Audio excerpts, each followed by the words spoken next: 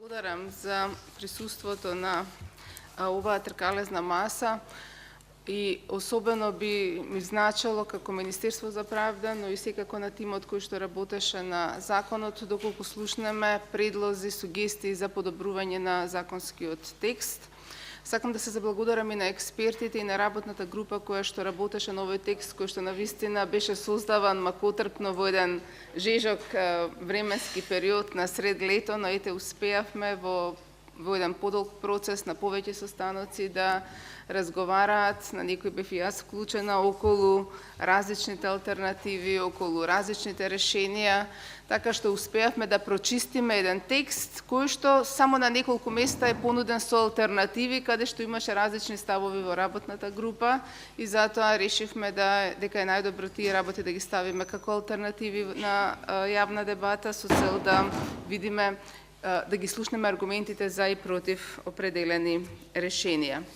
Кои се новините кои што генерално се содржани во овој закон? Прво сакам да кажам дека од причини што кога се почна со измени на законот, се соочивме со ситуација дека измените кои што ќе бидат предложени веќе надминуваат 1/3 од оригиналниот законски текст, што согласно нашите законодавни правила наметнува потреба од носење на интегрално нов текст. Значи, кога имате веќе 1/3 повеќе, се наметна и таа потреба.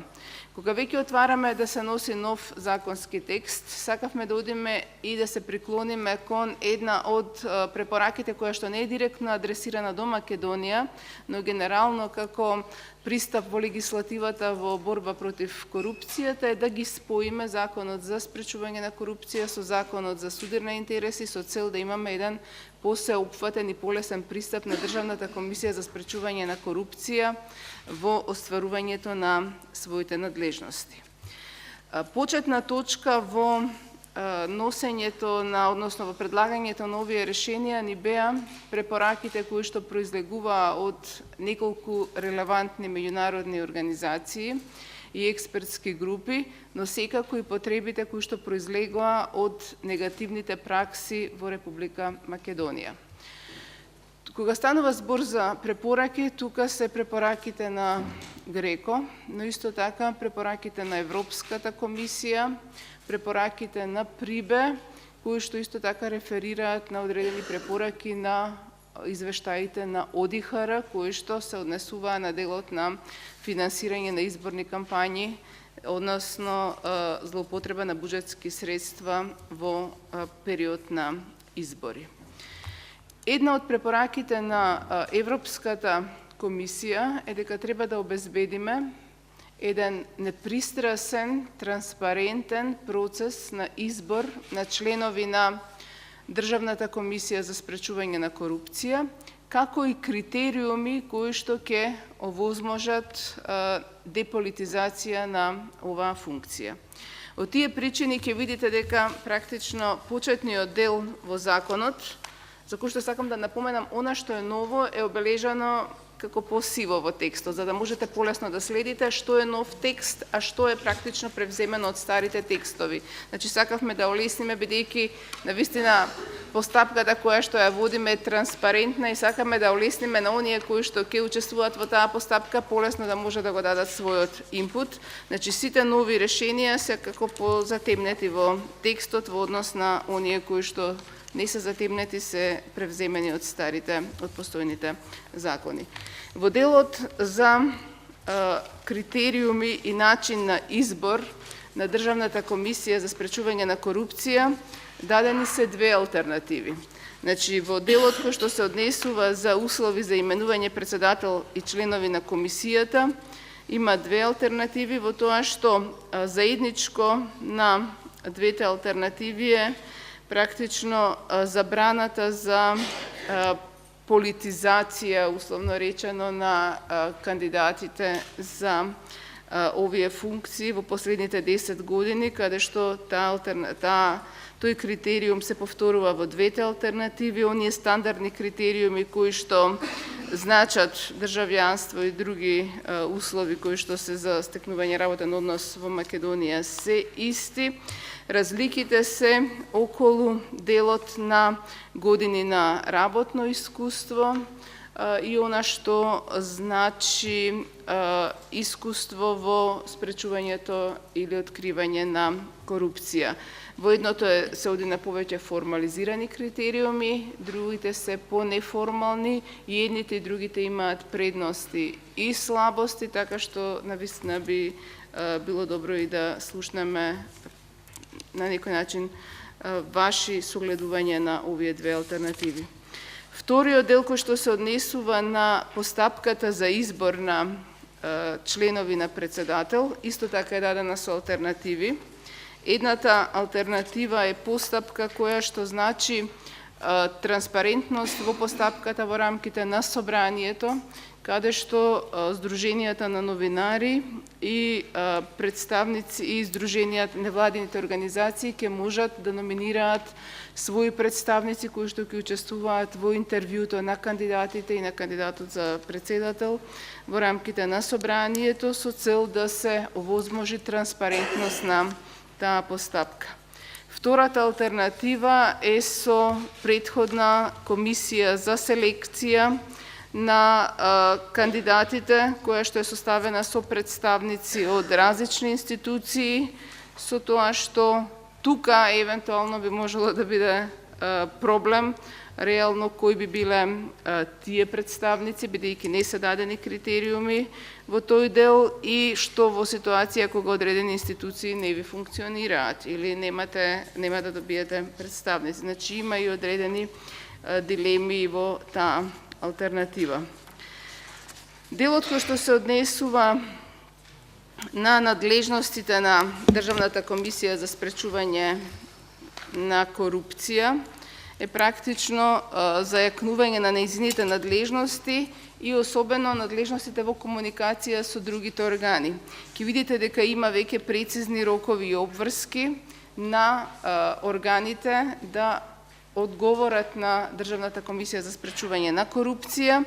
и секако доколку во одредени случаи не се завршени постапките да ги информираат, Државната комисија за спречување на корупција во тој дел. Пристапот до банкарските сметки, дадени се веќе и ефикасни механизми на кои што ќе следат и прекршочни одредби кои што ќе бидат зајакнати во делот на казнување на оние институции, вклучувајќи ги и банките кои што нема да одговорат на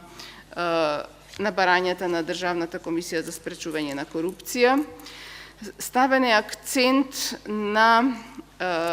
механизмите кои што ќе ги има Државната комисија за спречување на корупција во проверката на анкетните листови за имотна состојба и за судирни интереси. Законот не прејудицира дали тоа ќе биде еден образец или ќе бидат два образци за имот и за судирни интереси.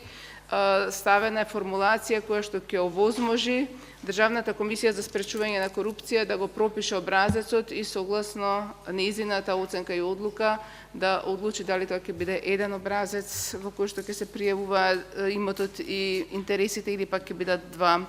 посебни образци. Во делот на она што значи контрола на тие образци, ставени се веќе конкретни износи, што значи зголемување на имот над одредена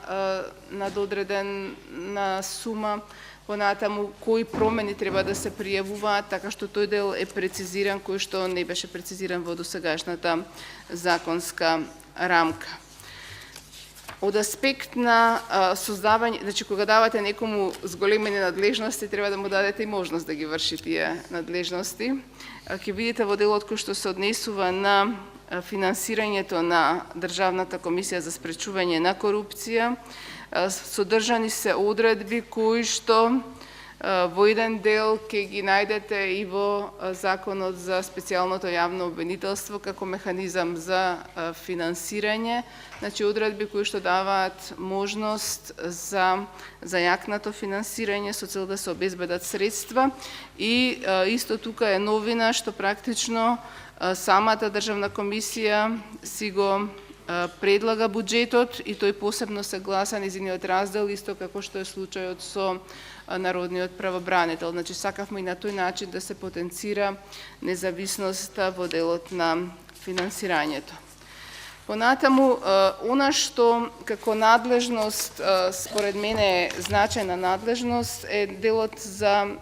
следење на финансирање на политички партии, следење на изборни кампањи и на злоупотреба на буџетски средства. Се отворија одредени дилеми околу тоа дали е доволна надлежноста на Државниот завод за ревизија во делот на финансирање на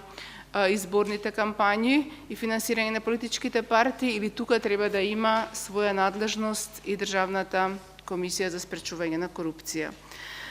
Мојот став е дека треба да има надлежност Државната комисија за спречување на корупција, особено што Државниот завод за ревизија работи по определени своји процедури кои што не ги опфаќаат сите аспекти на можна корупција. Додека пак кај Државната комисија за спречување на корупција аспектот е поширок. И една од препораките која што ја имавме во извештаите на ОДИХР за изборите е дека практично немате прецизни рокови за постапување на Државната комисија за спречување на корупција во случај на злоупотреба на буџетски средства и злоупотреба на финансии, значи на нерегуларности во финансирањето на изборните кампањи. И од тие причини направивме кратки рокови кои што ќе значат доколку се покрене постапка дека има сомневања за нерегуларности во финансирањето на изборни кампањи за било кој организатор на изборна кампања, или доколку се појават сомневања околу она што значи можност за злоупотреба на буџетски средства во изборна кампања, Државната комисија за спречување на корупција да мора ефикасно да одлучува додека е изборниот период, со цел да нема можност да се стави некој предмет во фиока и да се чува по завршувањето на изборите, бидејќи некогаш и ефикасното постапување во одредени случаи и расчистување на случаите ќе има сопствено влијание во изборната кампања. Секако ставена и можност за оние кои што сметаат дека одлуката на Државната комисија за спречување на корупција не е правилна, да се бара правна заштита пред Управниот суд, исто онака како што постои правна заштита по постапувањето на Државната изборна комисија пред Управниот суд. Во делот на одредени работи кои што се однесуваат на судирот на интереси, ќе видите зајакнати се надлежностите и ставени се и одредени случаи за кои што имавме на некој начин јавни укажувања, јавни дилеми за определени случаи во изминатиот период, така што и тие прашања се адресирани во законот со цел да биде јасно постапувањето во тој дел. Сметам дека она што една исто така надлежност која што ќе ја забележите била порестриктивна во изминатиот период во законот, а тоа е делот на увид кој што би го имала Државната комисија за спречување на корупција во договори за јавни набавки во случај кога има сомневање за корупција. Во досегашниот закон постоеше таа надлежност само во изборен период. Сметам дека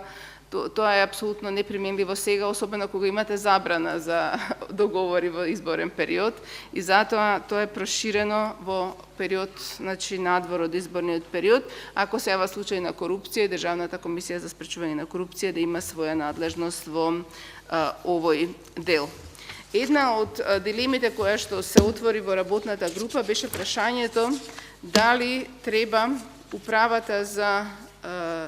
приходи да има своји надлежности во овој дел или не. Јас лично сметам дека не треба да се исклучува управата за